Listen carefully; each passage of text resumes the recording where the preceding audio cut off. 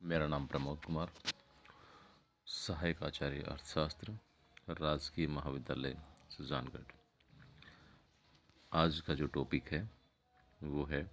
मांग की लोच, सीमांत आगम और औसत आगम अथवा कीमत में संबंध। मांग की लोच, औसत आय तथा सीमांत आय, इन तीनों में परस्पर एक सुनिश्चित घनिष्ठ संबंध पाया जाता है। इनमें किन्हीं दो की जानकारी होने पर तीसरे को ज्ञात किया जा सकता है। मांग की लोच किसी वस्तु की कीमत में परिवर्तन से उस वस्तु की मांग में होने वाले परिवर्तन की प्रवृत्ति का माप है। सीमांत आगम या सीमांत आय कुल आय में होने वाले उस परिवर्तन को बताती है जो एक अतिरिक्त इकाई के विक्रय से प्राप्त होती है, जबकि औसत आय या कीमत कुल आय में बिक्री की गई इकाइयों के भाग देने से प्राप्त होती है। यानी कि हम बात कर रहे हैं यहाँ जो टॉपिक है हमारा वो है मांग की लोच, सीमांत आगम और औसत आगम में संबंध। सबसे पहले हमें ये जानकारी होनी चाहिए कि मांग की लोच का मतलब क्या है, सीमांत आगम क्या है और औसत आगम क्या है। मांग की लोच के बारे में हम कह सकते हैं, जैसे हमने पहले पढ़ा था, कि कीमत में परिवर्तन का मांग मात्रा पर जो प्रभाव पड़ता है उसको हम मांग की लोच कहते हैं। या यूँ कहें कि कीमत में जो आनुपातिक परिवर्तन होते हैं और उन आनुपातिक परिवर्तनों से मांग में जो आनुपातिक परिवर्तन होते हैं, दोनों का अनुपात जो है उसको हम मांग की लोच कहते हैं। सीमांत आगम में हम कह सकते हैं कि किसी वस्तु की एक अतिरिक्त इकाई के बढ़ाने पर विक्रय में, यानी कि विक्रय में किसी वस्तु की एक अतिरिक्त इकाई बढ़ाई जाती है तो इससे कुल आगम में जो परिवर्तन होता है उसको सीमांत आगम, मार्जिनल रेवेन्यू या सीमांत आय कहा जाता है। औसत आय का मतलब होता है कि कुल आय में कुल मांग मात्रा का भाग देने पर, यानी कि प्रति इकाई जो कीमत है वस्तु की वो हमें प्राप्त होती है। तो इनको हम जो सूत्र है उस रूप में लिख सकते हैं कि मांग की लोच बराबर होगा मांग में अनुपातिक परिवर्तन बटा कीमत में अनुपातिक परिवर्तन, और इक्वल टू होगा delta x upon delta P into P बटा एक्स, जिनके बारे में हम पहले बता चुके हैं कि डेल्टा एक्स का मतलब है एक्स वस्तु की मांग मात्रा में परिवर्तन, डेल्टा पी का मतलब है कीमत में परिवर्तन, पी का मतलब है प्रारंभिक कीमत और एक्स का मतलब है प्रारंभिक मांग मात्रा। सीमांत आगम जो है ये होगा कुल आय में परिवर्तन बटा कुल मांग मात्रा में परिवर्तन, delta T R upon delta Q, जहां डेल्टा टी आर कुल आगम में परिवर्तन को सूचित कर रहा है और डेल्टा क्यू वस्तु की मांग में परिवर्तन को सूचित कर रहा है, मांग मात्रा में सूचित कर रहा है परिवर्तन को। जो विक्रय मात्रा है उसमें परिवर्तन है उसको सूचित कर रहा है डेल्टा क्यू। औसत आगम ए आर, और ए आर इक्वल टू होगा T R upon Q. T R का मतलब है टोटल रेवेन्यू, कुल आगम या कुल आय, और क्यू का मतलब है कुल मात्रा। अब हम बात कर रहे हैं कि इनमें आखिर क्या संबंध देखने को मिलता है।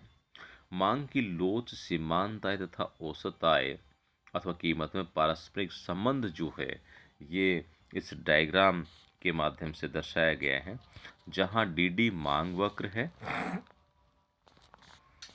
इसे औसत आय वक्र भी कह सकते हैं। इस मांग वक्र के एस बिंदु पर मांग की लोच ज्ञात करनी है, यानी कि जो डी डी मांग वक्र है उसके एस बिंदु पर मांग की लोच ज्ञात करनी है। तो जब इस बिंदु पर मांग की लोच ज्ञात करनी है तो एस बिंदु से एक स्पर्श रेखा खींचेंगे जो ओ वाई और ओ एक्स अक्ष से मिलती है। जो ओ वाई अक्ष पर ओ एल बिंदु पर और ओ एक्स अक्ष पर एम बिंदु पर मिलती है। एस बिंदु की मांग की लोच के लिए एलएम रेखा को भी मांग रेखा अथवा औसताय रेखा मानी जा सकती है, क्योंकि एस बिंदु पर डी तथा एलएम दोनों मांग वक्रों की लोच समान होगी। औसत आय रेखा एलएम से संबंधित सीमांत आय रेखा एलएन खींची गई है। यानी कि पहले जो एलएम रेखा खींची गई, जिसको हम मांग वक्र कह सकते हैं, औसत आगम रेखा कह सकते हैं, एआर कह सकते हैं, और एआर के माध्यम से हमने एमआर रेखा खींची है जो एलएन को सूचित कर रही है। ओपी कीमत पर मान लें, ओपी कीमत पर कुल मांग ओ क्यू है तथा औसत आय एस क्यू तथा सीमांत आय टी क्यू है। यानी कि जो ओपी कीमत है, इस ओपी कीमत पर हम ये देख रहे हैं कि जो ए आर है वो है एस क्यू और एम आर है वो टी क्यू। डी डी अथवा एल एम मांग वक्र पर ओपी कीमत पर बिंदु पर मांग की बिंदु लोच सूत्र के अनुसार, यानी कि हमें एस बिंदु पर मांग की लोच ज्ञात करनी है, तो मांग की बिंदु लोच विधि ये कहती है कि जिस बिंदु पर मांग की लोच ज्ञात करनी है उससे नीचे वाला भाग बटा उससे ऊपर वाला भाग, तो E इक्वल टू होगा S M upon S L, और S M upon S L जो है इक्वल टू होगा S Q upon L Q, क्योंकि त्रिभुज एस क्यू एम और त्रिभुज एल पी एस दोनों समकोणीय त्रिभुज हैं। तो एस क्यू अपॉन होगा एस टी, चूंकि एल पी आर त्रिभुज एल पी आर तथा त्रिभुज आर एस टी दोनों सब तरह से समान है, क्योंकि त्रिभुज एल पी आर तथा आर एस टी में कोण आर पी एल तथा इक्वल टू कोण आर एस टी ये दोनों समकोण हैं। तो कोण R P L equal to कोण एस आर टी ये दोनों सम्मुख कोण है तथा भुजा L P equal to S T होगा। यानी कि यहाँ पर ये जो दो त्रिभुज लिए हैं एल पी आर और आर एस टी, और इनमें हम ये देखेंगे कि इनके सारे के सारे जो कोण हैं और सारी की सारी जो भुजाएं हैं वो आपस में बराबर हैं। तो हम लिख सकते हैं S Q upon S T बराबर लिख सकते हैं S Q minus T Q equal to S Q है औसत आय, एस क्यू औसत आय माइनस टी क्यू ये सीमांत आय को सूचित कर रहा है। इनको यदि हम लिखें, मांग की लोच बराबर औसत आय A R upon A R minus M R, तो मांग की लोच जो है इलास्टिसिटी इक्वल टू होगा A R upon A R minus M R. यहाँ जबकि इसमें दिखाया गया है ओपी अथवा एस क्यू कीमत अथवा औसत आय है तथा टी क्यू सीमांत आय एम आर है, जबकि ए बराबर औसत आय ए आर है, अर्थात ई इक्वल टू यदि हम मान लें इनको कि M R equal to M और A R equal to A है, तो ई इक्वल टू होगा A upon A minus M. समीकरण फर्स्ट बनता है, जिससे यहाँ पक्षांतरण करते हैं इनको, तो यहाँ ए माइनस एम जो है ये लेफ्ट साइड में ई से मल्टीप्लाई होगा, तो E A minus E M equal to A होगा। माइनस ई एम यानी कि जो माइनस ई एम है इसको यहीं रहने देते हैं, और ई ए जो है उसको राइट हैंड से साइड ले जाएंगे, तो इसका जो साइन है वो प्लस का था वो माइनस का हो जाएगा, तो minus E M equal to A minus E A. E M equal to minus का निशान को इधर ले जाते हैं तो ई ए माइनस ए होगा, और एम इक्वल टू होगा ई A minus A upon E, या एम इक्वल टू ए